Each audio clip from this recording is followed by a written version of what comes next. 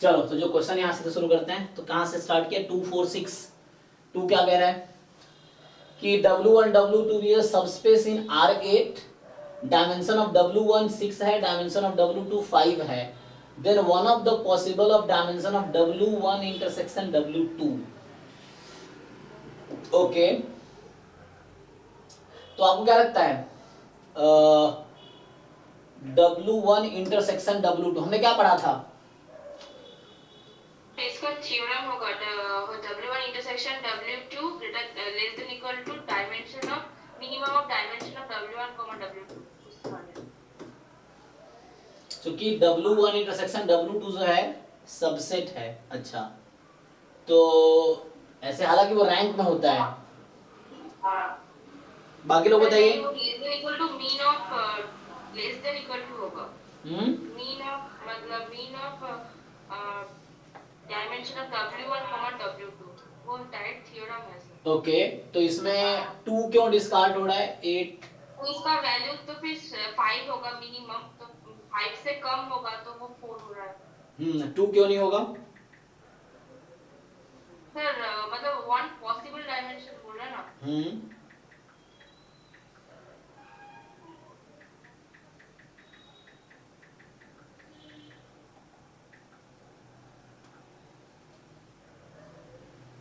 बाकी लोग बताओ भाई, हाउ टू अप्रोच।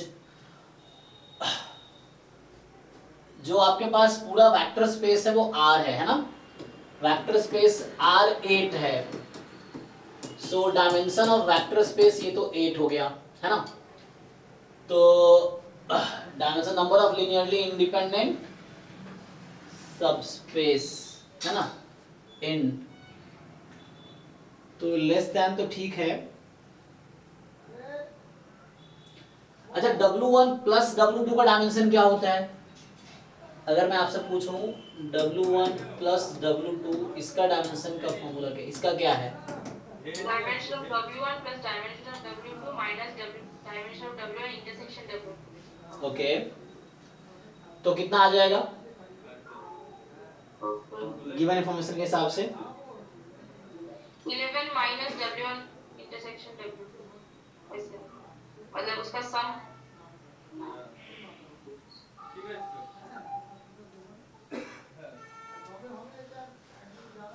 ओके, सो जैसे यहाँ पे आ जाएगा 6 plus 5 minus dimension of W1 intersection W2। Okay, अब बताओ, अब आप डिसाइड करो यहाँ से।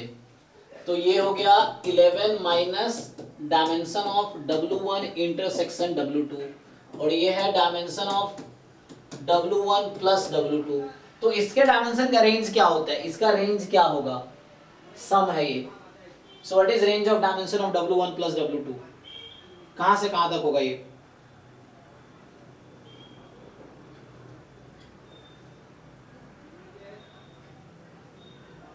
सर 8 से 5 तक होगा इसका रेंज। 5 से 8 तक, तो डिफरेंस क्या आएगा?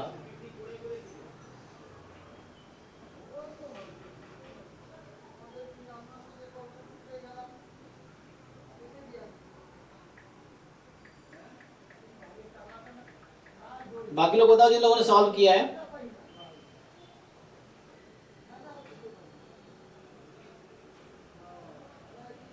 सर वो फॉर्मूला आप नहीं लगाएंगे जो मैंने बोला था? नहीं नहीं, वो फॉर्मूला से क्या होगा, उससे एग्जैक्ट आंसर आप ये कहना चाह रहे हैं this is less than equal to 5 होगा, यही ना?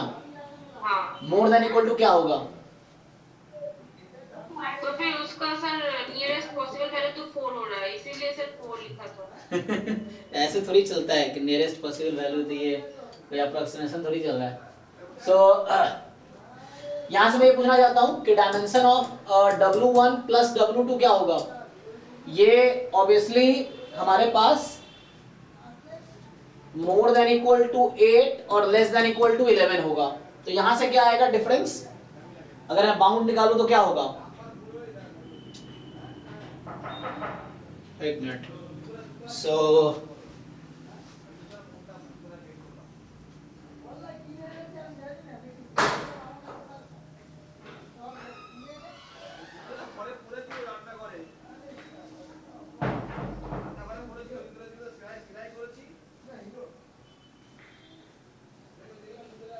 तो मैक्सिमम क्या हो सकता है, 6 5 11, 11 तो नहीं हो सकता ना, सॉरी ये 11 तो नहीं हो सकता, मैक्सिमम 8 होगा,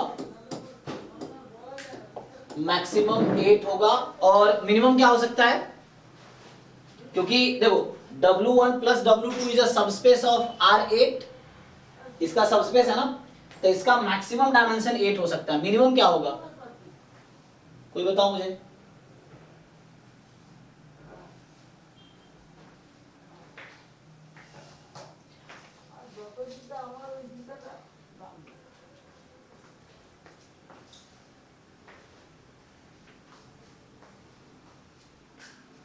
तो यहां से 11 माइनस कितना आ जाएगा, अगर मैं यहां से बात, अच्छा इसी को यूज कर लो, तो 11 minus dimension of W1 plus W2 क्या आ जाएगा, मुझे ये बताओ, more than equal to what, कोई बताओ मुझे। लोग कैलकुलेशन नहीं कर रहे क्या तुम लोग, एनीवन? हाँ, अगर ये लेस देन इक्वल टू 8 है तो ये मोर देन इक्वल टू क्या होगी, 3, ये चीज है। तो यहां से आया लेस देन इक्वल टू 5, और यही चीज है dimension of the same thing is, ये आ गया मोर देन इक्वल टू 3, तो बीच में क्या आता है देख लो, 4 आएगा, ठीक है ना। तो यहां से W1 प्लस W2 का मैक्सिमम डायमेंशन 8 हो सकता है, ठीक है। इसका वैल्यू से कैसे थोड़ा सा बता दीजिए, किसका वैल्यू, सर ये 3 कैसे अप्लाई, अरे तो 11 घटा, इसे माइनस से मल्टीप्लाई, इनइक्वालिटी आता नहीं आपको क्या, इसमें इनइक्वालिटी माइनस से मल्टीप्लाई करो ना, ये क्या यार तुम लोग, बाकी लोग बताओ भाई, तुम लोग समझ आ रहा है कि नहीं, ये सिंपल इनइक्वालिटी तो है, कहाँ खोए हुए हो। देखो मुझे इसका जानना था यहां से, अच्छा पहले देखो इस इक्वेशन को ध्यान से देखो, यहां से मैं ये भी तो लिख सकता हूं, ये जो इक्वेशन है यहां से क्या आएगी, dimension of W1 intersection W2 is what, 11 minus dimension of W1 plus W2, ये होता है। अब मैं ये कह रहा हूं डायमेंशन ऑफ W1 ये होगा, तो माइनस ऑफ, अरे थोड़े से दिमाग तो लगाओ, मोर देन इक्वल टू -8, अब मैं 11 ऐड कर दूंगा तो क्या हो जाएगा इसमें,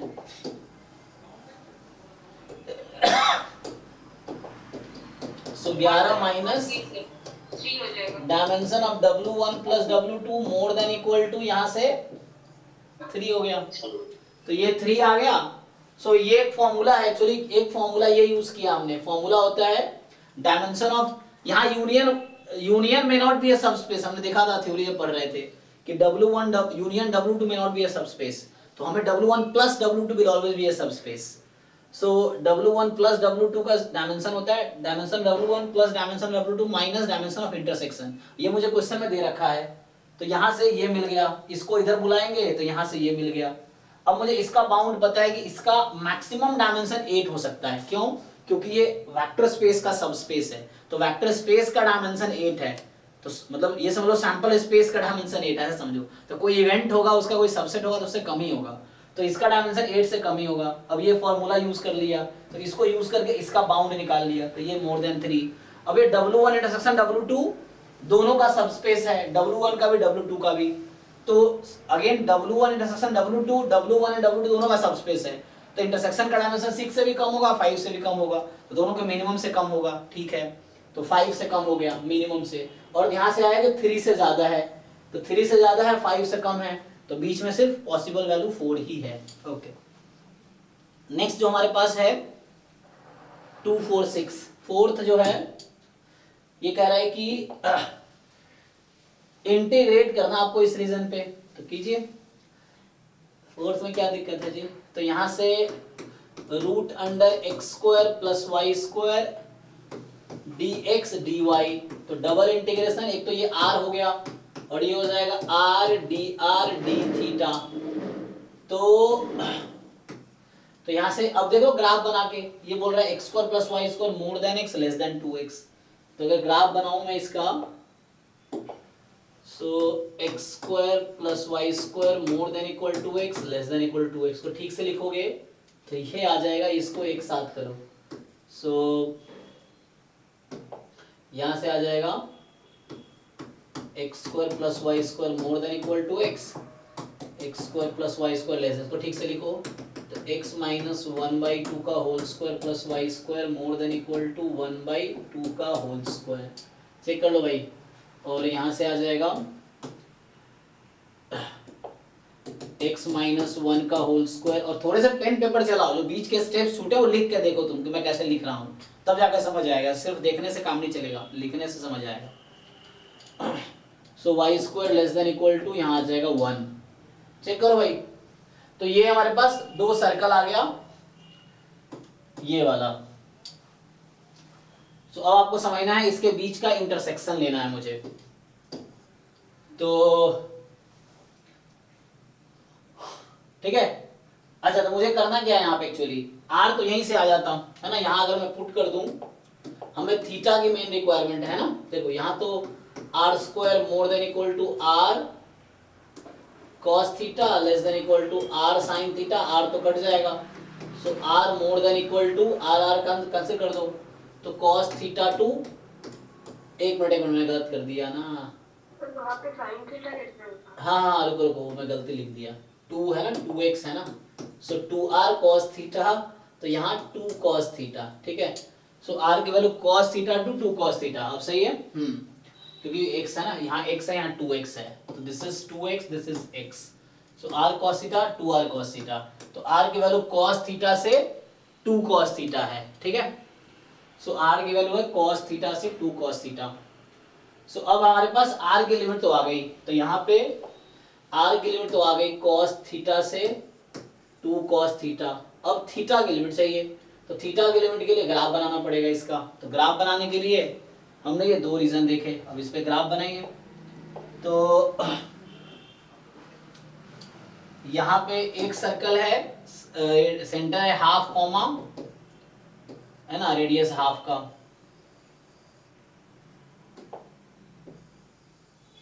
इस तरह से कुछ है, सेंटर है हाफ 0, रेडियस हाफ है। और एक है सेंटर 1 0, यही तो है 1 0, तो ये 1 है और रेडियस 1 है, ये वाला है सेंटर 1 रेडियस 1।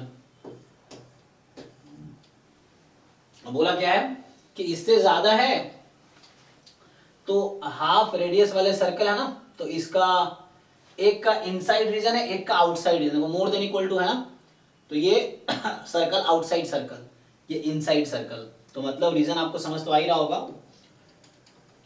तो ये वाला हमारा फेवरेबल रीजन है। सो ये है फेवरेबल। सो यहां से क्या आएगा,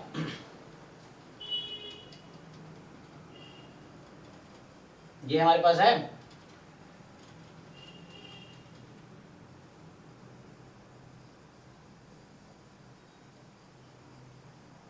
देखो भाई ये जो शेडेड रीजन है इस पे इंटीग्रेट करना है, इसने कुछ बाउंड तो किया नहीं क्वाड्रेंट का, कुछ क्वाड्रेंट बाउंड नहीं है। तो बताओ थीटा आपको क्या लग रहा है, कहां से कहां तक जा रहा है इसमें, आर तो मिल चुका है मुझे ऑलरेडी, कॉस थीटा से 2 cos थीटा। अब यहाँ क्या है, एंगल थीटा कहां से कहां तक है, सो 0 से 2 पाई होगा। हाँ चल जाएगा, 0 से 2 पाई ले लो। सो ठीक है ना, 0 से 2 पाई लेंगे, नहीं नहीं नहीं नहीं, क्या गलत कर रहे हो तुम, क्योंकि ये कितना है, से माइनस पाई बाई 2 से पाई बाई 2। हाँ हाँ हाँ, 0 से, इधर तो रीजन है ही नहीं, तो 0 से 2 पाई क्यों होगा, है ना, क्योंकि सर्कल पूरा है, लेकिन हमारा तो जो एंगल हम यहाँ से ले रहे हैं, क्योंकि x square plus y square को आर लिया है मैंने, x square plus y square को आर स्क्वायर लिया ना यहाँ पे, मैंने x square plus y square को आर स्क्वायर लिया है। तो ओरिजिन से ही हम बात कर रहे हैं, मतलब रेडियस का, तो रेडियस कॉस से 2 cos था, ठीक है। अब यहाँ तो इधर तो है ही नहीं, तो मतलब ये है कि माइनस पाई बाई 2 से प्लस पाई बाई 2 होगा, ये माइनस पाई बाई 2 से प्लस, एंटी क्लॉकवाइज में एंगल पॉजिटिव होता है ना, तो ऐसे जा रहा है एंगल यहाँ तक, तो माइनस पाई बाई 2 से पाई बाई 2 हो जाएगा। तो ये आपका है माइनस पाई बाई 2 से प्लस पाई बाई 2, इसको इंटीग्रेट करो, देखो क्या आंसर आता है, आ जाएगा। आसान तो है, आर स्क्वायर, तो आर स्क्वायर का r cube by 3 cos theta से 2 cos थीटा डी थीटा। अब यहाँ माइनस पाई बाई 2 से पाई बाई 2, अब करो इसको सॉल्व, तो यहाँ से आर क्यूब है तो 8 माइनस 1 तो 7 कॉस क्यूब थीटा, देख लो यही आएगा, तो upon 3 D theta minus pi by 2 से पाई बाई 2, और कॉस क्यूब तो इवन फंक्शन है ना, cos minus theta cos theta होता है, तो 2 टाइम कर सकते हो इसको, तो मतलब और थोड़ा सिंप्लीफाई करोगे तो कॉस तो इवन फंक्शन है ना, तो 14/3 बाहर 0 से pi by 2 cos cube theta D theta हो गया, देख लो ऊपर का स्लाइड थोड़ा सा जी। तो यहाँ से ये देखो पूरा सॉल्यूशन इतना है, अभी तक इतना किया मैंने,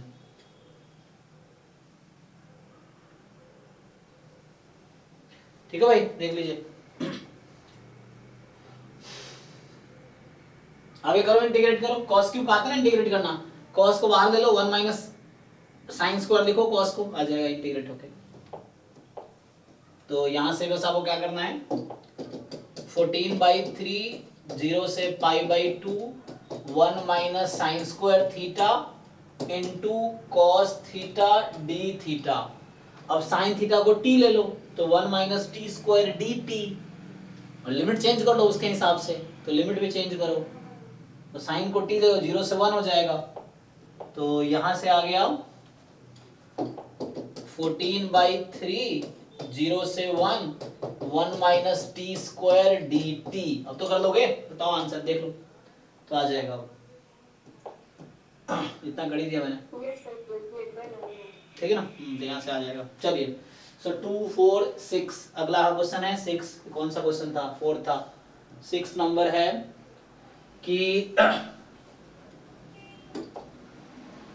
x be a discrete type random variable with mgf, तो इजी तो है, देखो mxt हमारे पास है a प्लस बी ई की पावर 2t प्लस सी ई की पावर 4t, तो ये डिस्क्रीट है, तो यहाँ x और यहाँ उसका pmf, तो x की वैल्यू है, यहाँ e के पावर कुछ नहीं है तो 0t है, तो 0 2 4, ये x की वैल्यू है, जो e की पावर में x का कोएफिशिएंट है वो x की वैल्यू है, और प्रोबेबिलिटी है a b c, तो पहली बात तुम ये जानते होगे pmf की प्रॉपर्टी क्या होती है कि सम टोटल 1 होता है, तो टोटल सम 1 आ जाएगा, तो एक इक्वेशन यहाँ से निकल के आ गई, a प्लस बी प्लस सी 1 है, अगली प्रॉपर्टी ने दे रखी है ex 3 है, तो ex निकालो यहाँ से, ex निकालोगे क्या होता है ex, x into probability at x, तो 0 into a 2 into b 3 into c, यही तो होता है,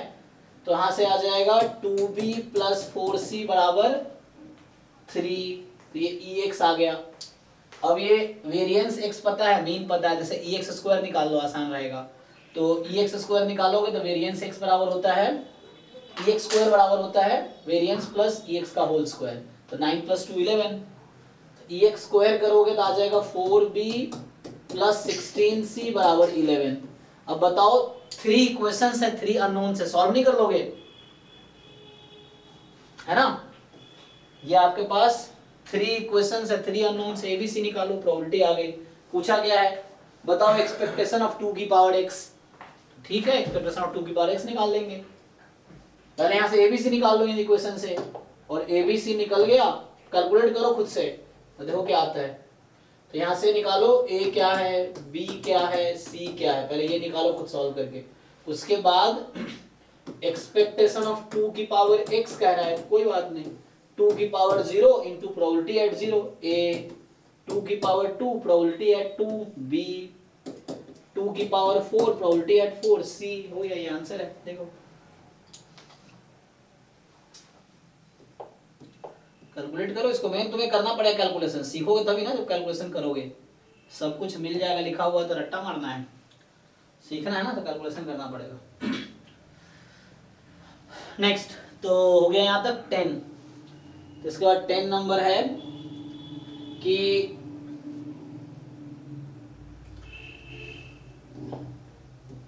देखो, तो जो 10 नंबर क्वेश्चन है ये कह रहा है कि x be a random variable with CDF, CDF दे दिया आपको, there be a CDF क्या है, cumulative discrete function distribution function FD and one more continuous FC, okay, तो मतलब ये ए बी है, देखो यहाँ ध्यान रखना ये अल्फा बीटा है, यहाँ ए बी दिख रहा है क्योंकि वो प्रॉब्लम ये मैथ टाइप में किया उसने वैसा लिखा है, तो है तो सेम ही, ए बी और अल्फा बीटा सेम ही है यहाँ पे।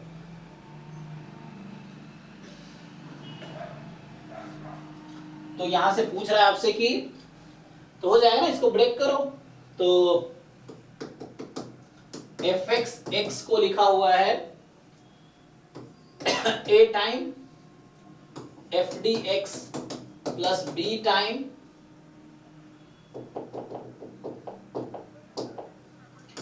Plus b time f c x, ठीक है। अब इसको ब्रेक करो इस सीडीएफ को, तो यहां तुम इसको देखना है कि इसको ब्रेक कैसे करेंगे। सो जो कॉन्टिन्यूअस पार्ट है उसको अलग करो, डिस्क्रीट पार्ट अलग करो।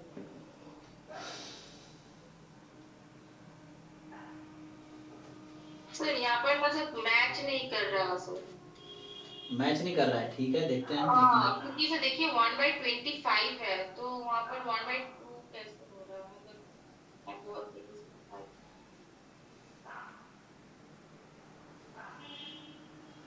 तो यहाँ से अगर हम ब्रेक करने की कोशिश करें तो कि 1/2 आंसर लाया हुआ है तो मैं उसके हिसाब से ट्राई करता हूँ, ठीक है। सो हमें ये देखना है कि जो हम बना रहे हैं वो सीडीएफ होने चाहिए, तो हाफ, अगर हाफ कर देंगे तो यहाँ पे क्या आ जाएगी, सो कॉन्टिन्यूअस बनना चाहिए ना एफ सी। अभी तो ये मिक्स्ड है, जंप कितना है, 1 पे भी जंप है, 2 पे जंप है, कॉन्टिन्यूअस में 0 x <1 और उसके बाद सर वो जो 2 उसके बाद सर 1 से x3 तक है मतलब x²/5 होगा, वो हो रहा है। वो सर वो कॉन्टिन्यूअस पार्ट हो जाएगा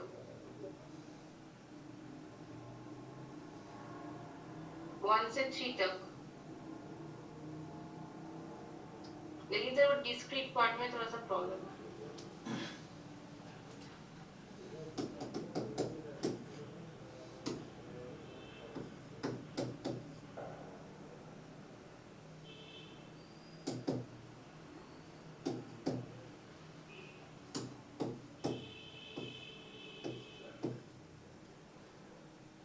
एक तो ये लोग लिखते हैं ऐसे है ना, 1 से 2 और 1 से 3, 1 से 3 लिखने का मतलब है 2 से 3 लिखना चाहिए। तो यहाँ एक तो है ना, तो 2 से 3 होगा, तो 2 से 3 में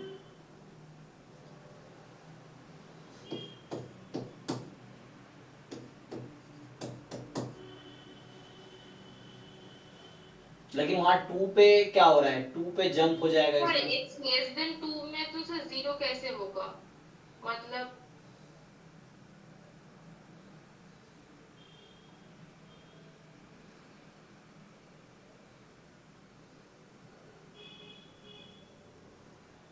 तो x <1 में तो 0 है तो कैसे होगा?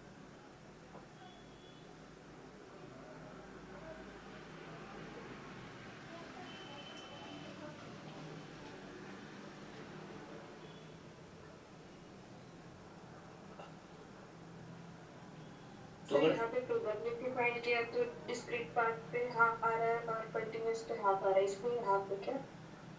अच्छा मतलब नहीं नहीं, इसलिए हाफ नहीं है, मतलब जंप हाफ हो रहा है टोटल है ना, तो टोटल नहीं नहीं इसलिए हाफ नहीं है, वो तो कोएफिशिएंट है, कोएफिशिएंट हमें बताना है ना, तो हमें इसको ब्रेक करना होगा उस तरीके से कि एक डिस्क्रीट का हो जाए। तो कहाँ कहाँ आपका जंप आ रहा है यहाँ पे, एक तो 1 पे है, एक 2 पे भी जंप है, 3 पे भी जंप है, यस सर। तो ठीक है रुको पहले ये लिख देते हैं फिर वहां देखते हैं। एक्चुअली थोड़ा सा ध्यान रखना यहाँ 2 से 3 है ये, सो मैं पहले डिस्क्रीट वाला पार्ट लिख लेता हूँ ना, बाद में इसको हम ब्रेक करते हैं। सो जैसे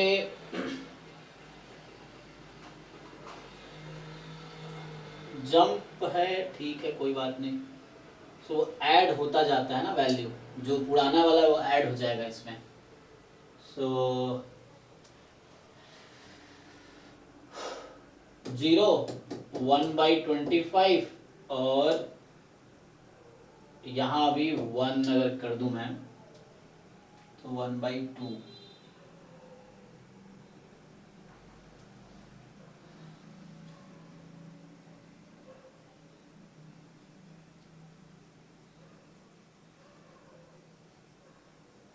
अच्छा इसको मैं अगर डिफरेंशिएट, अभी काम हो जाएगा, रुको, अभी इसको मैं डिफरेंशिएट करूं तो यहाँ से क्या मिलेगा मुझे, तो डिफरेंशिएट करेंगे तो 0 when x less than 1, 0 when x less than 2 more than 1 and x by 5 when x is more than equal to 2 less than 3, 0 when x more than equal to 3, यही है। ठीक है, तो फाइनली कहना, अगर दोनों रैंडम वेरिएबल मिक्स्ड है तो ऐसे डिफरेंशिएट कर सकते हैं क्या? नहीं नहीं, वो मैं कंटिन्यूअस पार्ट निकाल रहा हूँ पहले, डिफरेंशिएट करके सिर्फ कॉन्टिन्यूअस पार्ट आएगा। तो ये क्या है, कॉन्टिन्यूअस पार्ट का पीडीएफ है, मतलब डिस्क्रीट पार्ट अलग है उसमें, वो पीएमएफ देगा, तो उससे हम जनरेट कर लेंगे।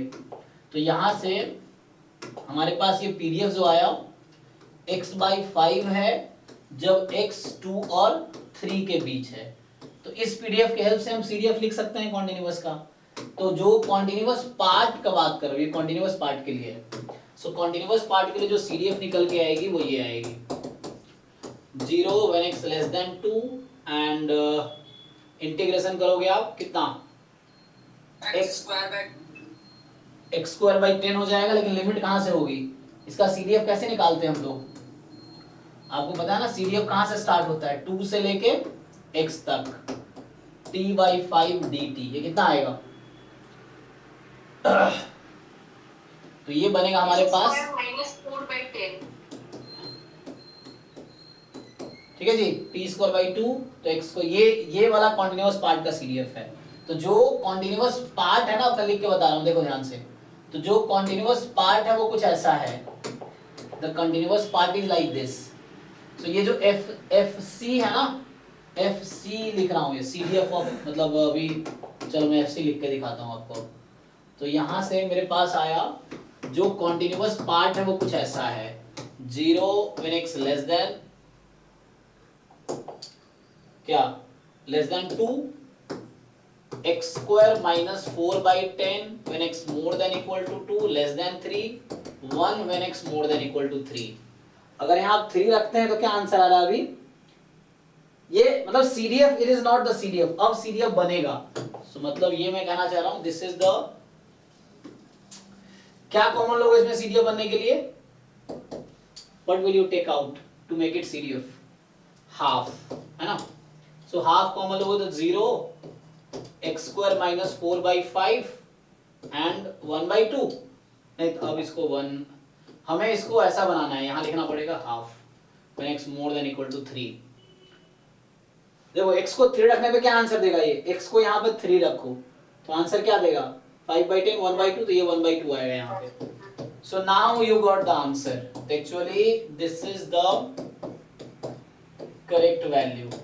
ठीक है, देखिए, so this is your beta time FC part, ये आया एक्चुअली, ठीक है ना। So this was a beta time FC part, beta time FC of x, तो ये अभी था हमारे पास। सो यहां से क्या हुआ, बीटा की वैल्यू क्या आ गई, बीटा इज हाफ, ठीक है ना। तो वैसे भी ये जो लीनियर कॉम्बिनेशन होता है ना, कॉन्वेक्स कॉम्बिनेशन है, तो अल्फा प्लस बीटा हमेशा 1 होगा। तो ऑब्वियसली इसका मतलब है, अब ये सीडीएफ है, you can check, this is a CDF, ये सीडीएफ की हर कंडीशन को सेटिस्फाई करेगी। This is a CDF for the continuous random variable. ये राइट कॉन्टिन्यूअस होगा, नॉन डिक्रीजिंग होगा, कहीं भी जंप नहीं होगा इस पे, क्योंकि ये कॉन्टिन्यूअस रैंडम वेरिएबल का सीडीएफ है, इसमें जंप नहीं होगा कहीं भी, और ये कॉन्टिन्यूअस रैंडम वेरिएबल का सीडीएफ है। अब मैं अगर ब्रेक करूं तो यहाँ से बीटा की वैल्यू हाफ आ गई, ठीक है ना, बीटा इज हाफ हियर। और ये हाफ क्यों लिखना पड़ा यहाँ पे, क्योंकि मुझे इसको कॉन्टिन्यूअस बनाना था, CDF of a continuous random variable is a continuous function. तो यहाँ पे हमने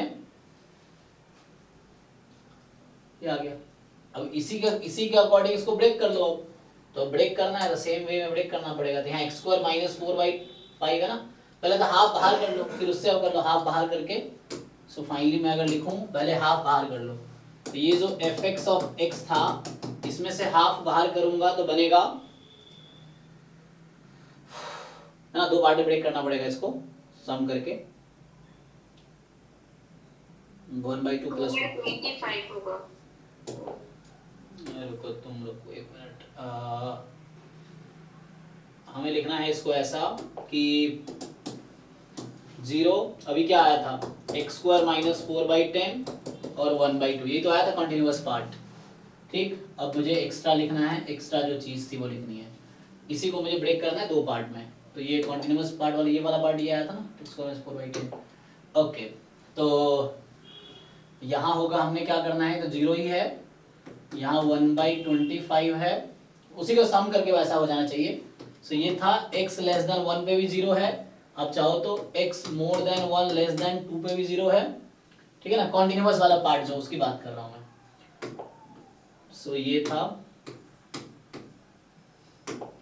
ये थोड़ा सा क्या टेक्निक है, हाउ टू ब्रेक, है ना, तो मुझे इसलिए पहले पीडीएफ निकालना पड़ा ताकि सीडीएफ तक पहुंच सके हम। और 0 1/25 यहाँ आ जाएगा।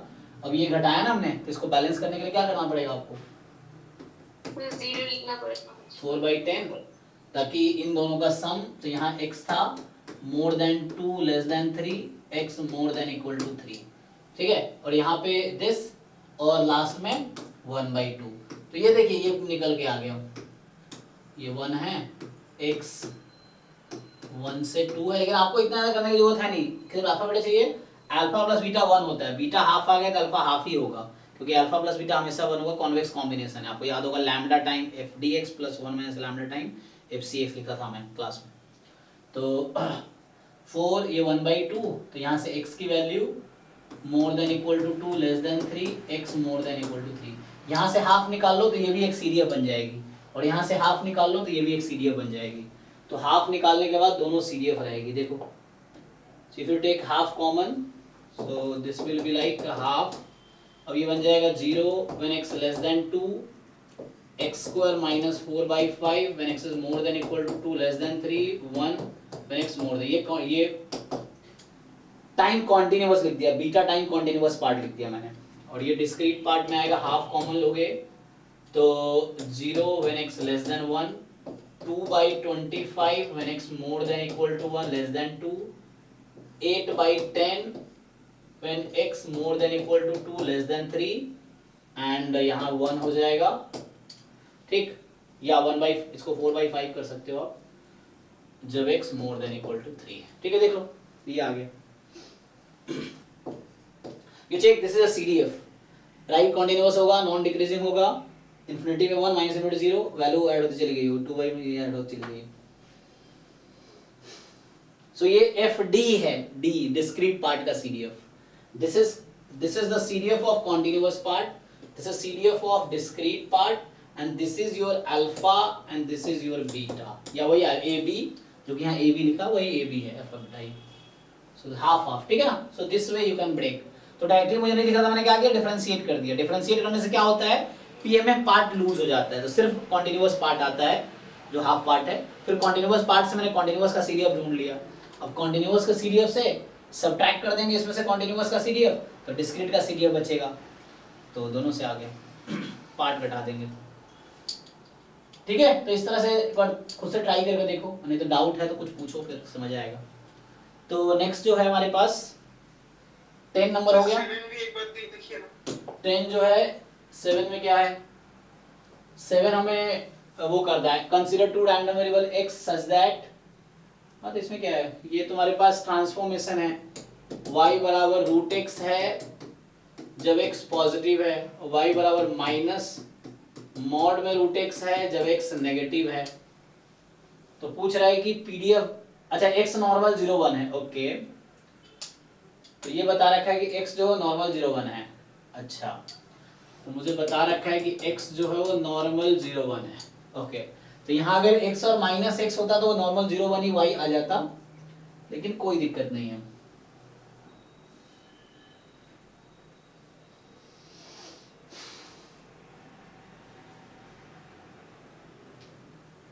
क्या होगा फिर, तो हम लोग यहाँ पे करना क्या है, यहाँ पे choose the PDF of the random variable y if x as this PDF, अरे नोटेशन में मत जाना, ये पीडीएफ ही है, अब बस ये कैपिटल F लिख दिया, बट है पीडीएफ ही, ठीक है ना। तो लगाओ ट्रांसफॉर्मेशन, इसको क्या लिख सकते हो तुम, दिस इज समथिंग लाइक, जब पॉजिटिव है तो प्लस है, तो हम इसको ऐसा लिख सकते हैं मॉड तो यहाँ भी चल जाएगा ना, जैसे ये मॉड है तो कोई दिक्कत है नहीं, लेकिन यहाँ नेगेटिव है तो ये -x हो जाएगा, ये है।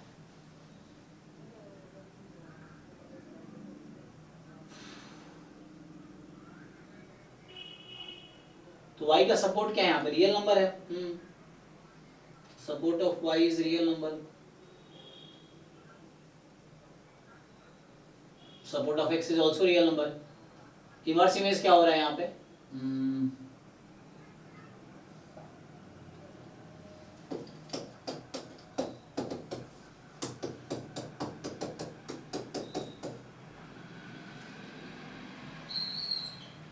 इसको हटा के तुम मॉड x को -x भी लिख सकते हो, तो ये कुछ ऐसा भी लिख सकते हो, इसको -√x ऐसे भी लिख सकते हो, तो ये आ जाएगा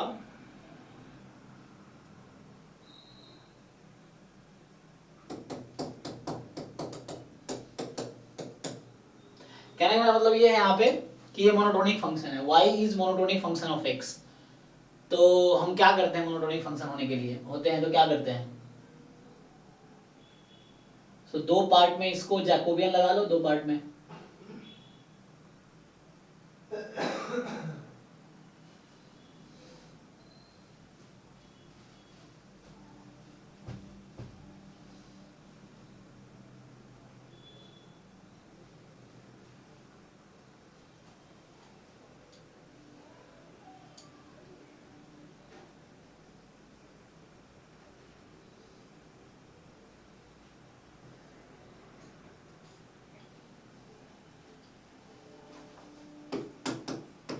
fy of y is equal to fx of x into dx upon dy का मॉड, ठीक है। सो dx अपॉन dy का मॉड क्या आ जाएगा, और fx of x क्या है, आ जाएगा 2 टाइम हो जाएगा।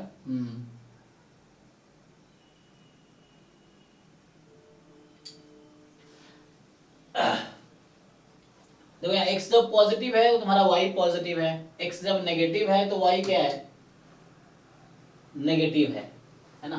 तो ये पूरा r कवर कर रहा है, x का सपोर्ट रियल नंबर है तो y का सपोर्ट रियल नंबर है, और ये 1-1 करेस्पॉन्डेंस मतलब 1-1 फंक्शन है दोनों। तो मुझे पॉजिटिव के लिए अलग, नेगेटिव के लिए अलग, कोई दिक्कत नहीं। हालांकि यहाँ पे xy में रिलेशन होगा, तुम y स्क्वायर निकाल दो ना तो पता है क्या होगा, y square is equal to, can write like this,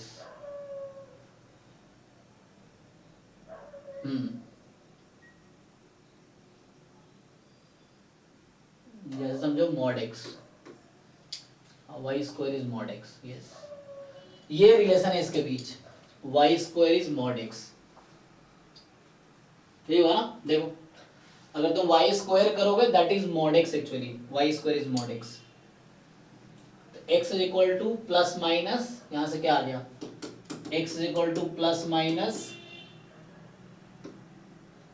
y square, तो डिफरेंशिएट करो dx अपॉन dy क्या आएगा तुम्हारा, देखो यहां से मैंने y स्क्वायर किया तो y square is mod x, check करो क्यों, स्क्वायर करोगे ये रूट खत्म, स्क्वायर करोगे माइनस खत्म, रूट खत्म, तो y square is x when x is positive, y square minus x when x is negative, तो नेगेटिव तो पॉजिटिव हो जाएगा -x, सो मतलब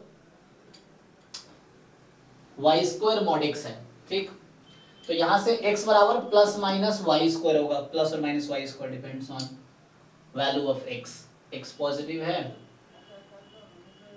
या नेगेटिव है, तो dx अपॉन dy क्या आ जाएगा, प्लस माइनस 2y, हाँ या ना, यस सर। पुट कर लो यहाँ पे, तो यहाँ पुट कर लोगे तो मुझे ये बताओ what is your PDF of x, x normal 0-1 है, तो पीडीएफ है 1/√2 पाई e की पावर -12 x स्क्वायर, और dx अपॉन dy अभी निकाला मैंने, उसका मॉड लेना है, तो प्लस माइनस 2y है तो मॉड लेंगे तो ये 2y हो जाएगा, मतलब 2 मॉड y ले सकते हो। सो अभी चलो मॉड में ही लिख लो।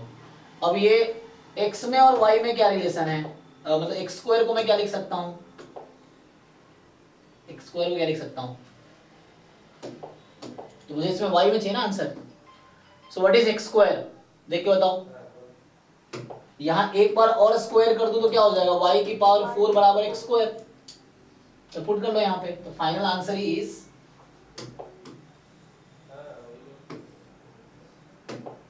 So the final answer is 1/√2 पाई। इस 2 को बाहर निकाल सकते हो, यही 2 यहाँ पे रूट में जाएगा, कैंसिल कर देगा √2 को। तुम्हें लग रहा होगा ऑप्शन में ऐसा क्यों है, तो ये वाला 2 और ये वाला 1/√2 पाई मिलके 2 ऐसा बना लिया, और e की power minus half x, sorry x square था ना, ये स्क्वायर यहाँ रह गया इसका, तो x स्क्वायर इज y की पावर 4, तो y की पावर 4 इंटू में मॉड y। देखो आंसर है, अच्छा ये 2 रहेगा ना, ये 1.2 भी है, तो अपॉन में 2, चेक करो आंसर मैच कर रहा है। सो यहाँ से आ जाएगा, इसको ठीक से लिख दूं, you just transform into y, तो ये ट्रांसफॉर्मेशन का क्वेश्चन है। 2/√π मॉड y e की power minus y square by y4/2 and y is real number, check. यही दी ऑप्शन है, √2/π मॉड y e की power minus y square by 4, y is real number. Zero वाला लिखने की जरूरत थी नहीं, क्योंकि पूरा रियल नंबर कवर हो गया। ओके नेक्स्ट, तो नेक्स्ट क्या है, 10, 11, 12, तो अभी कहाँ तक थे हम लोग, 10 हुआ ना, 10, 11, 11 कह रहा है कि coefficient of x, linear form में एक सीक्वेंस था, आपने बोला था कि आप बताएंगे वो सीक्वेंस का एल का वैल्यू। कौन सा सीक्वेंस, सर वो xn equal to l xn plus 1 plus वो कुछ सीक्वेंस फॉर्म में था ना, xn + 2। जी जी जी, next term is a convex combination of previous two terms. हाँ हाँ, तो आपने ट्राई किया उसको, तो आप बताए थे कि आप देख के बताएंगे, इसलिए नहीं। तो हम नहीं बताएंगे तो आप नहीं पढ़ेंगे, उन्होंने कहा था आप ट्राई करके आओ ना, सब कुछ मेरे भरोसे बैठोगे, तुम क्या सीखोगे एग्जाम में, ट्राई क्यों नहीं करते हो। एग्जाम में मैं थोड़ी आऊंगा आपके एग्जाम में हेल्प करने, एग्जाम तो आपको खुद ही देना है, तो आप ट्राई क्यों नहीं करते, आप ट्राई करके बता दे कि हाँ नहीं हुआ, फिर आप बताइए, तो ये समझ आता है मुझे, ये क्या आप बताएंगे नहीं बताएंगे, इसका थ्योरी है तो इसलिए मैंने सोचा कि आप तो ट्राई करो ना, ऑनलाइन ढूंढो, बुक में ढूंढो, ट्राई करो, तो मुझे टेक्स्ट करो, फिर मैं देखता, मैं देखा नहीं अभी है ना, हालांकि मैं देखना था, मुझे इतने सारे काम में भूल जाता, तुम ट्राई करो ना, मुझे ट्राई करो, फिर बोलो, तो फिर मुझे खुद ट्राई करूंगा मैं, क्वेश्चन है तो सॉल्यूशन मिलेगा ही, कोई थ्योरम है तो उसका आंसर, लिमिट वाला क्वेश्चन का आंसर याद है मुझे।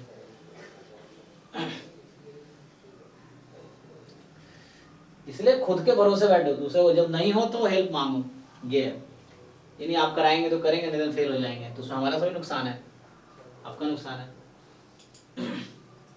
So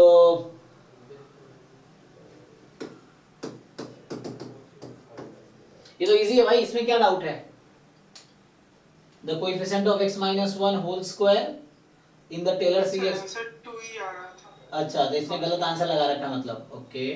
about the point x is equal to 1 कह रहा है, तो x इज इक्वल टू 1 कह रहा हूं, मतलब लिखना है मुझे, so f1 plus f-1 x - 1 plus f"1 x - 1 whole square by 2 factorial, यही चाहिए मुझे, आगे जाने की जरूरत ही नहीं है, तो मुझे यही तो चाहिए बस।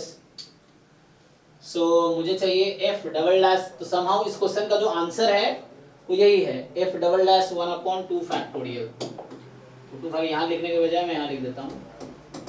So this is the answer for this question, f'(1), तो यहाँ से f' निकालते हो तो क्या आता है, आई थिंक ये आएगा x + 1 e की पावर x, ये आता है ना, और f'(x) क्या आता है, तुमने एक्चुअली फाइंड किया होगा 0 के अबाउट, मुझे ऐसा लग रहा है, तो इसलिए आंसर गलत आया, f'(x) निकालो, सो ये आई थिंक कितना आएगा, x + 2 e की पावर x ना, चेक करो, हाँ सर, तो हो तो गया, तो बताओ इसका आंसर क्या होगा, f'(1/2 फैक्टोरियल, तो यहाँ x को 1 रखना है, 3e/2, सही तो है, तो आपने क्या किए होंगे, 0 रख दिए होंगे x को, आपने जो ही x को 0 रखे हुए 2e/2 आ गया ना, फिर सो x माइनस वन स्क्वायर, ठीक है भाई, ओके ना। नेक्स्ट जो है, तो ये कौन सा 11 था, 12, तुम लगता है सॉल्व नहीं किए हो क्या, ऐसे देख देख के पूछ रहे हो, सॉल्व करके आओ एक एक क्वेश्चन, वो है, नहीं तो लग रहा है ये भी पूछ रहे हो, जो भी डाउट एक बार सॉल्व करो, दोबारा सॉल्व करो। देखो तुम रिपीट करने से नुकसान नहीं होगा, है ना, किसी महान इंसान ने कहा है 10 किताब को एक एक बार पढ़ने से बेटर है एक किताब को 10 बार पढ़ो। या जैसे एक ही पेपर को तुम अगर 10 बार कर लोगे ना, तो एटलीस्ट उस कॉन्सेप्ट वाले सारे क्वेश्चन हो जाएंगे। मतलब मैंने कहा 10 बार करो, एक बार जैसे ये पेपर जो है एक बार सॉल्व किया, उसके बाद फिर से एक बार सॉल्व करो, ये देखने के लिए क्या क्या क्वेश्चन आपसे एग्जाम के टाइम पे नहीं हुए, मतलब मॉक टेस्ट के दौरान नहीं हुए, उसके बाद क्वेश्चंस हो जाएंगे बहुत सारे, फिर कुछ ही पूछना पड़ेगा आपको। आप ये सोचोगे सारे गलत होगा फिर पूछ लेते, उसमें क्या है, मेरा भी टाइम क्लियर, आपका भी क्लियर है, क्योंकि मुझे पता है एग्जाम टाइम, अपना एक्सपीरियंस बताया ना तुम्हें कि मैं पिछले बार जहाँ गेट का एग्जाम दिया 53 मार्क्स आए। इसका ये मतलब थोड़ी कि मैं 53 मार्क्स का ही जानता था, क्योंकि वो 3 घंटे में इतना ही कर पाया मैं। अगर मुझे बाहर से पूछे तो मैं 80-90 मार्क्स तो मैं कर ही दूंगा इजीली, सही सही। ये चीजें हैं, तो एग्जाम के ड्यूरेशन में जब मॉक टेस्ट दे रहे होते हैं टेस्ट, तो उस दौरान बहुत सारे प्रेशर रहता है, टाइम बाउंड रहता है, तो हम नहीं कर पाते हैं कई सारी चीजें। उसके बाद तुम सॉल्व करोगे तो हो जाएगा क्वेश्चन, ये है, ये सब अगर खुद से करो तो हो जाएगा क्वेश्चन। तो उससे बेटर रहेगा, आपको भी समझ आएगा कि हाँ ये गलती मैंने किया था, अगली बार ऐसी नहीं होनी चाहिए, इस तरह से। तो ये सब आसान क्वेश्चन है, यहाँ बस क्या मिस्टेक था, दूसरी बार आप करते हो आपको लगता है अच्छा यहाँ 0 की जगह मैंने 0 रख दिया था, तो यहाँ x को 1 रखना है, क्योंकि 1 के अबाउट पूछा था। ये 12th क्वेश्चन है कि क्या पूछा इसमें, fx, अब ये सब तो मुझे लग रहा है मुश्किल नहीं होना चाहिए, fx में क्या है, सर ये मैंने किया था लेकिन यहाँ पर डज नॉट एग्जिस्ट है। अच्छा देखते हैं। सो fx ऑफ ऊपर एक्स स्क्वायर नीचे 4 है, हाँ लग तो ऐसे ही रहा है, देखते हैं। तो यहाँ पे क्या होगा, fx ऑफ 0 0 चाहिए ना, fx एट 0 0, तो limit h tends to 0 f of 0 plus h comma 0 minus f 0 0 upon h, ये डेफिनेशन है। मतलब दोबारा करने से ना आपकी गलतियां दिखेंगी, मैं ये कहना चाहता हूं, जैसे कोई भी PYQ भी एक बार मैं कराता हूं, फिर दोबारा खुद करो, PYQ तो कई बार करो, मॉक टेस्ट में क्या एक बार करने के बाद जब दूसरी बार उसी मॉक टेस्ट को सॉल्व करूं तो आपको ये गलतियां दिखेंगी कि ड्यूरिंग मॉक टेस्ट आप क्या क्या गलती कर रहे थे, तो वो आपको दिखेंगे, वैसे दिखेगा नहीं, वैसे मैं सॉल्व कर रहा हूं फिर आपको लग रहा है, जब तक खुद नहीं करोगे तो दिखेगा नहीं। और रिवीजन बहुत जरूरी है, तो मॉक टेस्ट, एक मॉक टेस्ट दिया उसको 2 बार सॉल्व करो, उससे बहुत सारी आपकी कमियां दूर होंगी, जो आपके मिस्टेक्स किए हैं, जो आप में ना जो गलतियां की हैं वो दिखेगा, तो वो नेक्स्ट टाइम फिर वो गलतियां नहीं होंगी। जब तक आपको पता ही नहीं चलेगा आपने क्या मिस्टेक किया, तो अगली बार दूर कैसे होगी, ये पता तो हो कि हमें गलती क्या कर रहे हैं हम, ताकि वो नेक्स्ट टाइम रिमूव कर पाएंगे हम। सो कहते जितना पढ़ो उतना ही ठीक से पढ़ो, ये कहते हैं लोग, तो जितना ही तुम मॉक टेस्ट करो ठीक से सॉल्व करो, जरूरी नहीं 100 के 100 करना ही है, तुम अगर 50 40 30 20 मॉक टेस्ट भी करते हो उतना भी ठीक से करो सॉल्व, 1 बार 2 बार 3 बार मॉक टेस्ट करके देख लो, फिर PY की 2-3 बार कर लो, इतना ही काफी है। रिवीजन बहुत इंपॉर्टेंट है, रिपीटेटिव स्टडी जरूरी है। सो देखते हैं यहाँ क्या है, और जब दूसरी बार खुद करोगे आप खुद बता पाओगे नहीं ये क्वेश्चन गलत है, जैसे मैं जो बता रहा हूँ खुद ही आप कॉन्फिडेंट हो जाओगे नहीं ये गलत है, यहाँ ये गलत है, यहाँ ऐसा है, इस तरह से है। सो देखते हैं क्या हो रहा है, तो यहाँ पे y 0 रख देना है मुझे, तो क्या बनेगा ये y 0 रखेंगे तो ये अभी है f of h 0 minus 0 0 upon h, जैसे आप खुद करते आपको दिखता, अभी देखो आपको गलती दिखेगी, तो यहां से h square upon h square है, तो यहां से मतलब अगर किए होंगे तो, नहीं तो ऐसे ही दिख जाएगा, बाकी लोग चेक कर लीजिए।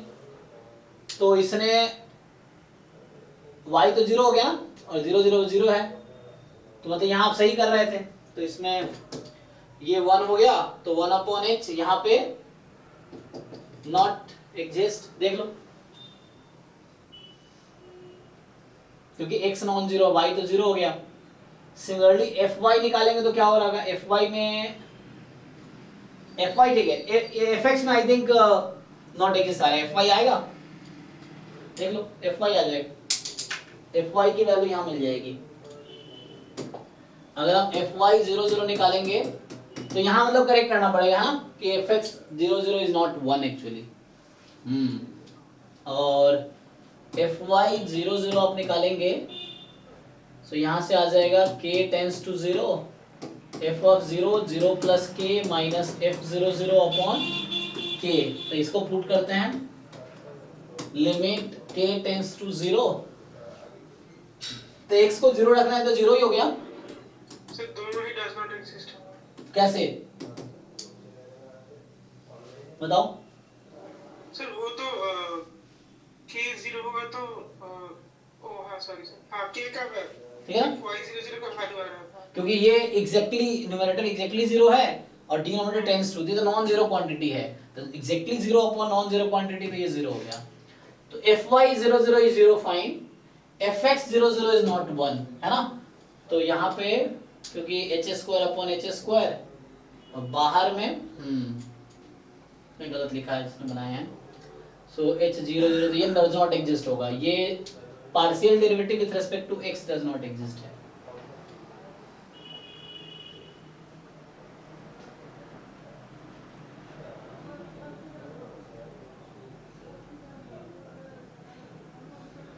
ठीक है, तो यहाँ करेक्शन की जरूरत है। 3 थोड़ा सा देखिए सर। 3 कैसे याद है आपको अचानक अभी? सर मतलब मैं क्वेश्चन जब देख रही थी क्योंकि आपने मॉक टेस्ट 11 सॉल्व किया ही नहीं, इसका मतलब। सर नहीं सॉल्व की है। तो फिर अभी कैसे डाउट आया अचानक? हम 12 पे चल रहे हैं, आपको 3 कैसे याद आ गया? क्योंकि अभी आप मैं मॉक टेस्ट में खुली हूँ, मतलब अभी मैं ऐप में अभी खुली तो हूँ। पहले काहे नहीं खोलते? वही तो पहले डाउट काहे नहीं कलेक्ट, मतलब बोलता हूँ अगली क्लास में कल क्या होगा, अगर इसका डाउट बच गया तो इसी का चलेगा, नहीं बचा तो 12 का होगा। पहले सॉल्व, मतलब कुछ चीजें मैं खुद से 2-3 बार ट्राई करना चाहती हूँ, बट कुछ चीजें मुझे लगता है कि गलत है, तो इसीलिए मैं पूछ रही हूँ। नहीं वो ठीक है, पूछना गलत नहीं है, बिना ट्राई किए पूछना गलत है। अब जैसे आपको लग रहा है ये क्वेश्चन नहीं हो रहा है तो आपने ट्राई नहीं किया एक्चुअली दोबारा इस क्वेश्चन को। मेरा ये कहना है कि जब आप कोई क्वेश्चन डाउट पूछते हो ना, तो आप थोड़ा टाइम दो उसको, 2 बार 3 बार 4 बार 5 बार 10 बार ट्राई करो। अरे एटलीस्ट वो क्वेश्चन नहीं होगा, उस कॉन्सेप्ट आपके दिमाग में इतने अच्छे फिट हो जाएंगे ना कि वैसे हजारों क्वेश्चन सॉल्व हो जाएंगे बाद में जो आएगा। ऐसे क्वेश्चन एक बार देखा, लगा नहीं होगा, पूछ लेते हैं, तो इससे आपका ब्रेन डेवलप नहीं हो रहा। मैं ये कहना चाह रहा हूँ, सबके लिए बोल रहा हूँ कि आपका ब्रेन डेवलप तभी होगा जब आप क्वेश्चन को टाइम दोगे, क्वेश्चन सॉल्व करोगे, सॉल्व करने की कोशिश करोगे। नहीं होगा अलग बात है। जो इंसान अगर एक क्वेश्चन, भले वो क्वेश्चन नहीं होगा ना, लेकिन जो आपने सोचा है उससे आपका ब्रेन डेवलप हुआ है, जब उस तरह के क्वेश्चन दूसरा मिलेगा या उससे आसान मिलेगा तो क्विकली सॉल्व कर लोगे। और आप बिना ट्राई किए डाउट पूछोगे तो उसमें कुछ आपका बहुत फायदा, आपको बस एक सॉल्यूशन मिल गया, और ऐसा सॉल्यूशन करोड़ों गूगल पे अवेलेबल है, यूट्यूब पे अवेलेबल है, तो उससे आपको क्या ही बेनिफिट हो रहा है? कुछ हो रहा है क्या? किन बच्चों के एग्जाम में रिजल्ट अच्छे आएंगे? जिनके पास ज्यादा सॉल्यूशन है, जिसने खुद ज्यादा सॉल्व किए हैं, तो उस बच्चे का रिजल्ट एग्जाम में आएगा जो खुद जितना ज्यादा क्वेश्चन सॉल्व किया, उसी का रिजल्ट आएगा। क्योंकि या तो एग्जाम में ना तो आपके पास गूगल है, ना यूट्यूब है, ना मैं हूं, ना आपका सॉल्यूशन है, ना आपका नोटबुक है। वहां जो दिमाग है वही है, और दिमाग में आपने जितने कॉन्सेप्ट भरे हैं, जितने क्वेश्चन सॉल्व किए, वही एटलीस्ट रिस्पॉन्ड करना है। तो आपको यही दिमाग में एग्जाम में कैसे आप किस क्वेश्चन को सॉल्व करोगे। अगर आप ट्राई दोबारा करते हैं, इसमें क्या नया है बताइए मुझे, क्या दिक्कत है इसमें? फिर छोड़ दीजिए सर, मैं बाद में और एक बार ट्राई करूंगा। हाँ, एक बार सॉल्व करके आइए, फिर डाउट पूछिए। डाउट के लिए मैंने कभी किसी को मना नहीं करता, लेकिन वो बच्चा जो सिर्फ टाइम पास करे डाउट पूछ रहा है, मतलब सिर्फ एक बार सॉल्व किया डाउट पूछ रहा है, तो उससे उसका ब्रेन डेवलप नहीं होगा। और बशर्ते यहाँ बहुत सारे क्वेश्चन पूछ लिया आपने, एग्जाम में रिजल्ट वैसा थोड़ी आएगा, क्योंकि आप खुद टाइम नहीं दोगे तो आपके रिजल्ट उस लेवल पे नहीं आएंगे। रिजल्ट तब आएगा जब बहुत सारे क्वेश्चन खुद सॉल्व करोगे, ट्राई करोगे। नहीं ट्राई करने के बाद तब जरूर पूछो, ताकि आपको ये समझ आए कि आप गलती कहाँ कर रहे थे, ये चीज है। और वो फिर आपको दिमाग में बहुत लंबे टाइम तक याद रहेगा। जब मैं बताऊंगा कोई क्वेश्चन जो आपने बहुत टाइम दिया, मतलब बहुत टाइम नहीं, अब 4-5 दिन एक ही क्वेश्चन लेके नहीं बैठना, एटलीस्ट 2-4-5 बार ट्राई करके देखना, ये अप्रोच हो सकता है, ये हो सकता है, ये हो सकता है, ये हो सकता है, ऐसे करके फिर आप जब पूछोगे तो आपको एग्जैक्टली समझ आएगा कि आप कहाँ गलत थे और वो करेक्ट हो जाएगा। एनीवे माइक्रो भी ऐसे ही। जी बोलिए। सर टेस्ट में जैसे 25-30 नंबर आ रहे हैं और खुद से अगर सॉल्व कर भी लिया तो 35-40 तक पहुंच पाते हैं, तो डाउट तो 60-50 नंबर का बच जा रहा है, तो फिर क्या क्या पूछे? सब पूछिए, कोई दिक्कत नहीं है। 6 to 7 में यही तो डाउट क्लास है। अब 6 to 7 में जो बच जा रहा है वो पूछिए ना। 6 to 7 डाउट क्लासेस तो रखते हैं, अब सब पूछिए, कोई दिक्कत नहीं है। आप लेकिन ट्राई करके आइए दोबारा।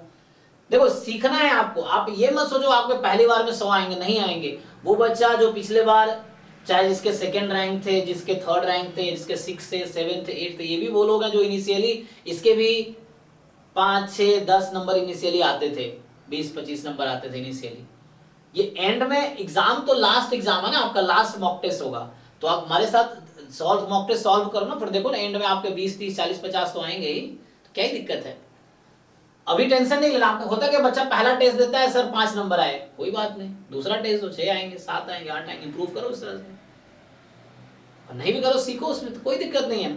आपको परफेक्ट थोड़ी बनना, मैं तो पहले भी कर रहा हूँ, मैं भी मॉक टेस्ट दूंगा तो मेरे कितने आएंगे, 70-80 आ जाएंगे, वो भी नहीं आएंगे क्योंकि 3 घंटे मुझे सॉल्व करना है। तो आप ये क्यों सोच रहे हो सब कुछ मैं टीचर, इसका मतलब थोड़ी मुझे सब कुछ आता है, या अगर आता भी है तो मैं 3 घंटे में पूरा नहीं सॉल्व कर पाऊंगा पेपर। अगर मैं भी कोई मॉक टेस्ट अगर सिंसियरली दे के अभी देखूंगा तो मेरे मार्क्स 50-60 आएंगे मैक्सिमम अभी भी, है ना। मैं जैम गेट का, मैं पिछले बार गेट का एग्जाम क्यों दिया था, ये देखने के लिए दिया था ना कि मेरा क्या लेवल है अभी। तो एग्जाम मैंने गेट का दिया पिछले बार, मेरे 53 मार्क्स आए, तो वही तो मैं कहता हूँ आपको कि 53 एग्जाम में आए, इसका मतलब ये थोड़ी मुझे 53 मार्क्स के ही आते थे वहां पे। बाद में वही क्वेश्चन अभी मैं सॉल्व करा रहा हूँ तो 90 मार्क्स के इजीली सॉल्व कर दूंगा मैं, है ना। 2-4 क्वेश्चन होगा जो मुझे सोचना पड़ेगा, टाइम लगेगा। तो सेम आपके साथ है, तो मॉक टेस्ट में कम नंबर आ रहे हैं इसका मतलब आपके नॉलेज कम है, अभी उसको इम्प्रूव करने की जरूरत है। इम्प्रूव कैसे होगा, जब आप 10, 15, 20 मॉक टेस्ट दोगे तो आपको गलतियां दिखेंगी, तो कोई प्रॉब्लम नहीं है। आपके मान लो 100 में से आपके 25 आए, खुद सॉल्व किए, बाद में 10 नंबर के और सॉल्व किए, तो बाकी डाउट पूछो, कोई प्रॉब्लम नहीं है। और आप क्या देख रहे हो, हर मॉक टेस्ट का सिलेबस कॉमन है, कॉमन ही है ना, हर पीवाई का सिलेबस कॉमन है, तो उसी सिलेबस में से आना है। तो कॉन्सेप्ट कई बार रिपीट भी होते हैं, तो एक मॉक टेस्ट के कॉन्सेप्ट ढंग से आपने सीख लिए तो अगले मॉक टेस्ट में आपको हेल्प करेगा। तो एक टेस्ट देके रुक मत जाओ ना, आप सारे मॉक टेस्ट सॉल्व करो ना, इतने सारे मॉक टेस्ट सॉल्व करो, सीखो, सॉल्व करो, सीखो, समाओ, सीखना है, ठीक है ना। Exam is not the goal कि आपका एग्जाम हो ही जाएगा, अगर आप मेहनत करो तो एग्जाम होगा ही। और एग्जाम नहीं भी हुआ, अगर आपने मेहनत किया तो लाइफ में आप अच्छा ही करोगे, कोई दूसरा एग्जाम दोगे या फ्यूचर में तो कहीं ना कहीं आना ही है आउटपुट उसके हिसाब से। तो ये यही थोड़ी है, बस आप सीखने की कोशिश करो कि सीखो कहाँ है, सीखते रहो, लाइफ में कहीं ना कहीं हर जगह ये हेल्प करेगा, ठीक है ना। तो उसके लिए कोई टेंशन नहीं लेना, आप टेस्ट दो, डाउट पूछो, 6 to 7 डाउट क्लास है, और ग्रुप में पोस्ट करो, दोस्तों से जो आप जिनको जानते हो उनको भेजो, उनके साथ डिस्कस करो, तो ऐसे सीखोगे। आपका पर्पस होना चाहिए सीखना, कि इस क्वेश्चन में ऐसा क्या है कि आप नहीं कर पा रहे। 100 मार्क्स का पेपर है, आप 20-25 आ रहे हैं, कोई बात नहीं, बाकी 70 मार्क्स का ऐसा क्या है जो नहीं हो रहा है, तो उसको सीखो। फिर अगले मॉक टेस्ट आप देके देखो, आप इंप्रूव जरूर करोगे। आपने एक मॉक टेस्ट दिया, उसमें जो नहीं हुए उससे सीखो, पहले क्या क्या गलती की है, क्या क्या नहीं आता उसको सीख लो, फिर अगला मॉक टेस्ट दो, फिर उसको इंप्रूव करोगे, जरूर करोगे फिर अगले। और कई बार ये कोई मॉक टेस्ट आसान है, कोई डिफिकल्ट है, तो उसके हिसाब से मार्क्स वेरी करेगा, बट कोई दिक्कत नहीं है, आप टेस्ट दो।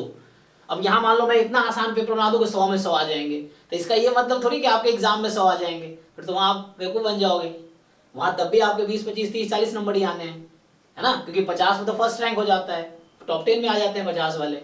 तो अगर आप उस लेवल के हो तो आपके भी 50 अगर एग्जाम में आ गए तो आप टॉप 10 में रहोगे, ये चीज है। तो वैसा है, लेकिन समहाउ पर्पस क्या होना चाहिए, सीखना।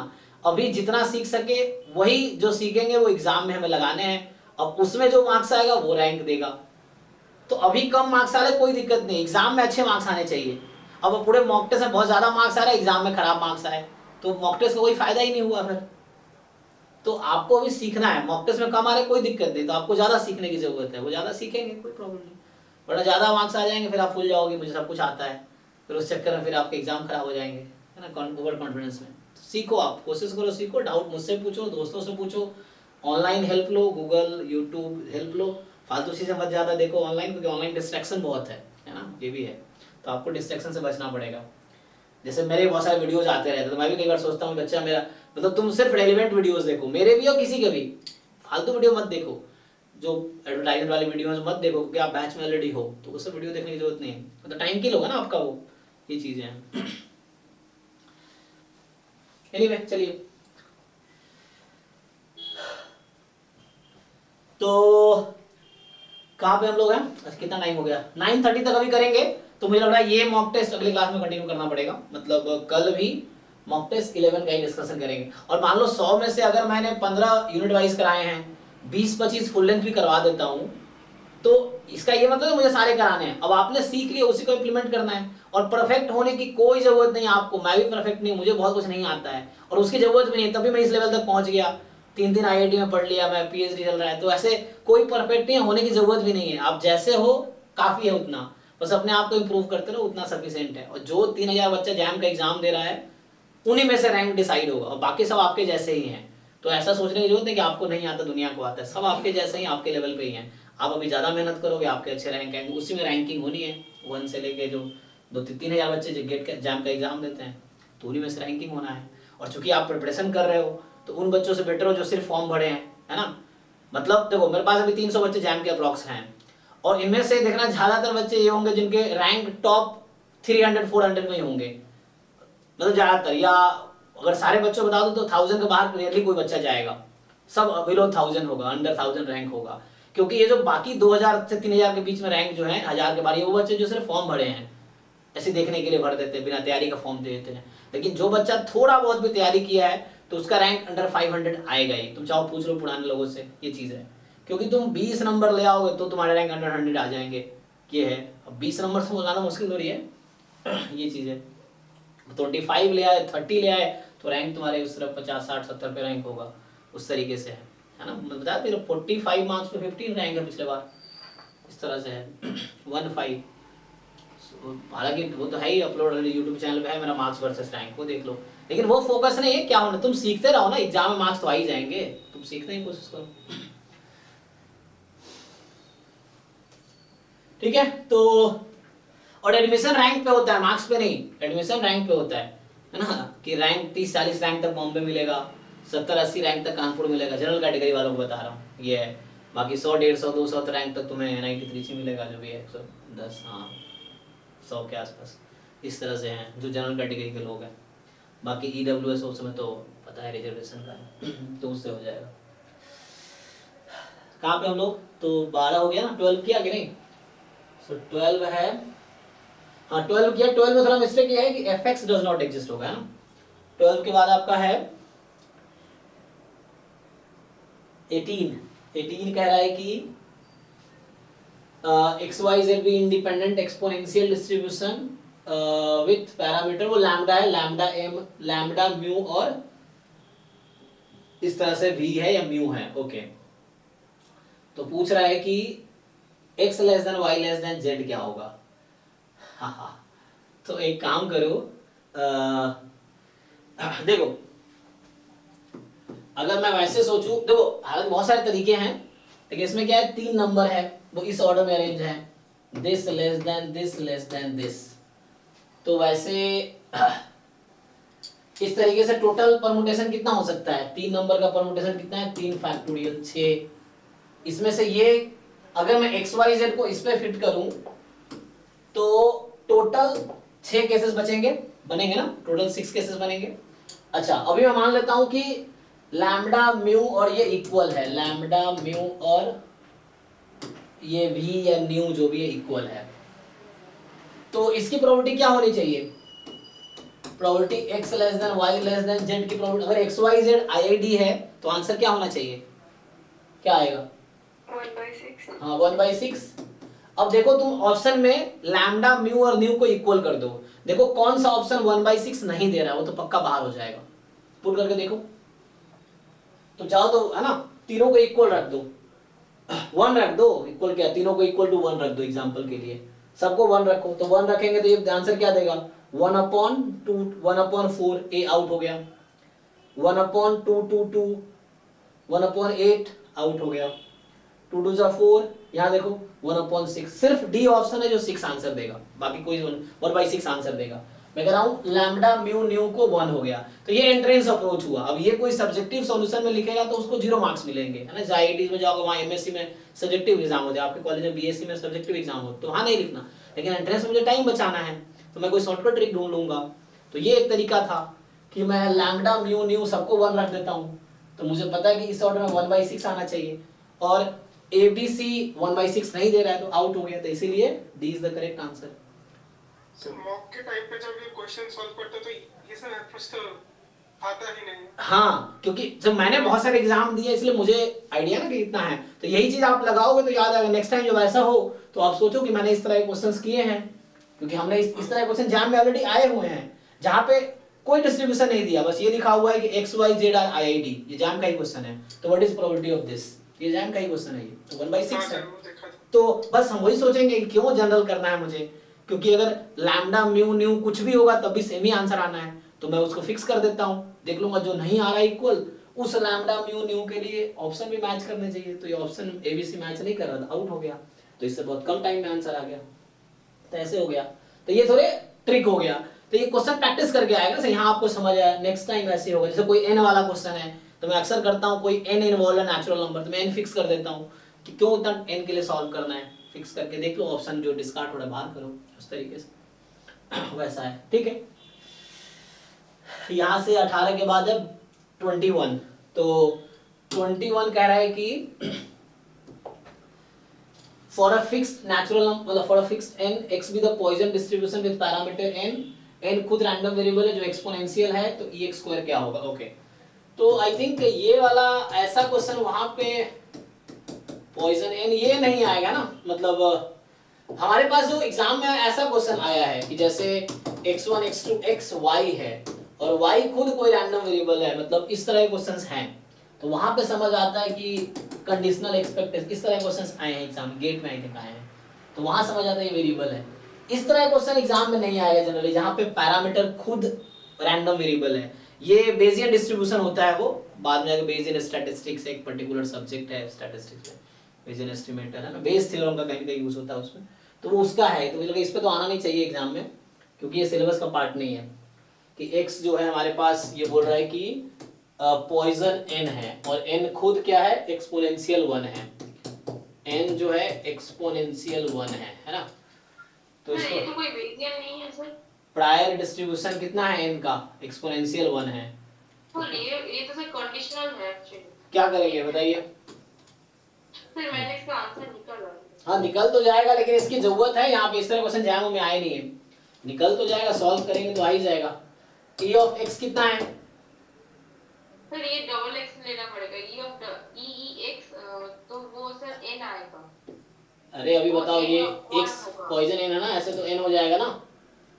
सर ये डबल एक्सपोनेंशियल लेना पड़ेगा। हाँ रुक जाओ, डबल एक्सपेक्टेशन, डबल हाँ एक्सपोनेंशियल। वेरिएंस ऑफ x क्या होगा, n स्क्वायर, डबल क्यों लूंगा मैं, जब मुझे बोला है कि यहाँ पे x जो है हमारा पॉइजन n है, तो मैं डबल पहले क्यों लूंगा, वो तो बाद में जो आप कहना। डबल लेना पड़ेगा। तो यहाँ पे आप ये कह रहे हैं e ऑफ क्या करें, x गिवन n, इससे क्या आएगा, तो इससे सर 1 आ रहा है। क्या आन बना रहा है, e variance x, ex, e of x, x given n कितना है, x given n sir n हो रहा है और n का वैल्यू 1 हो रहा है। 1 हो गया, ओके। अब यहाँ से क्या होगा, अब वहां से sir variance of e of variance of x given n plus variance, इससे भी आ जाएगा, आंसर तो वही है, लेकिन इस तरह क्वेश्चन जैम में आए हैं पता नहीं, x गिवन n वहां पे हमने वैसे देखे हैं, इससे भी आ जाएगा, ठीक है। सो क्या आएगा, ये पुट कर लो, हो जाएगा, ऐसे सॉल्व हो ही जाएगा। तो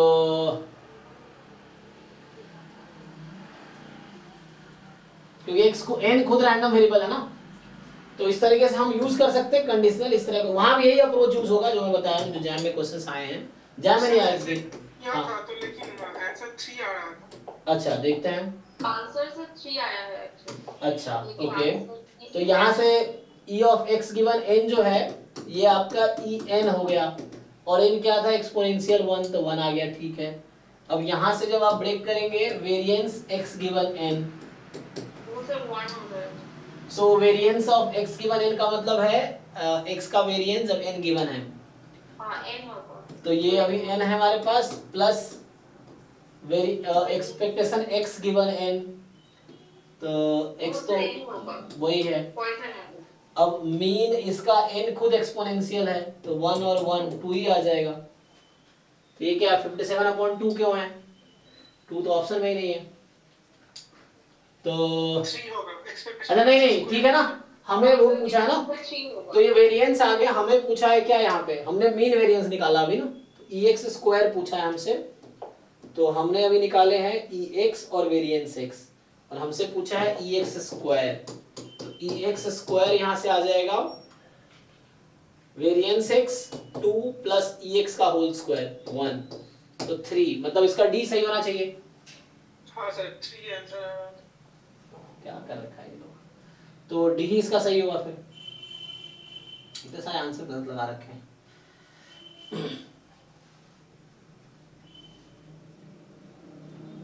ठीक है ना, तो ये 3 होगा एक्चुअली। ठीक है, तो इस तरीके ठीक है, ये भी अप्रोच इज फाइन, इस तरह से यूज कर सकते हैं। बट जनरली हाँ ठीक है, मतलब इस तरह के आएंगे जब आपको ऐसा हो कि जब 2 रैंडम वेरिएबल हो तो कंडीशनल यूज कर लेना चलेगा। अदरवाइज एग्जाम में ऐसा क्वेश्चन मुझे दिखा नहीं है, मे बी पीवाईक्यू में है। सही में आया था ये क्वेश्चन। हाँ इस तरह क्वेश्चन आते हैं, ये ठीक है, मतलब क्वेश्चन भी ठीक है, क्योंकि एग्जाम लेवल पे सॉल्व किया जा सकता है इस तरह से कंडीशनल एक्सपेक्टेशन से। सो हमने 1-2 क्वेश्चन पहले भी इस तरह का हालांकि देखे हैं, लेकिन जनरली पीवाई में जहाँ तक दिखा नहीं मुझे। ठीक है फिर भी है ना, तो ये अप्रोच ठीक है, मतलब दिस इज फाइन, तो इससे कर लो। क्या करें, यहाँ स्टॉप करें। तो अभी हमने 21 तक सॉल्व किए हैं। नेक्स्ट क्लास में, कल जो क्लास होगी तो कल हम लोग फिर आगे इसी पेपर को डिस्कस करते हैं। तो कल की क्लास में जो 7 to 9 करेंगे तो मॉक टेस्ट 11 ही डिस्कस होगा। बाकी आप आगे टेस्ट कंप्लीट करते रहो, लेकिन डाउट एक जगह लिख लेना, एक डायरी में या एक पेज पे, इस मॉक टेस्ट में ये डाउट है। बट एक बार मॉक टेस्ट, एक बार उसके बाद फिर सॉल्व करो, फिर डाउट नोट करो। और अभी बहुत ज़्यादा थ्योरी पढ़ने की जरूरत नहीं है, you just solve mock test PYQ, इस तरह सॉल्व करते रहो। पीवाईक्यू तो रट्टा हो गया होगा ऐसे तो, जिन लोगों ने बहुत बार सॉल्व किए हैं, जिन लोगों ने नहीं किए हैं तो सॉल्व करो, ठीक है, to understand concept and approach. ठीक है चलो, तो अभी स्टॉप करते हैं, नेक्स्ट क्लास में मिलते हैं, अभी गेट की क्लास होगी। सो कल फिर वही 6 to 7 doubt class, 9 to 11 mock test, 11 ही डिस्कस होगा। Okay, thank you.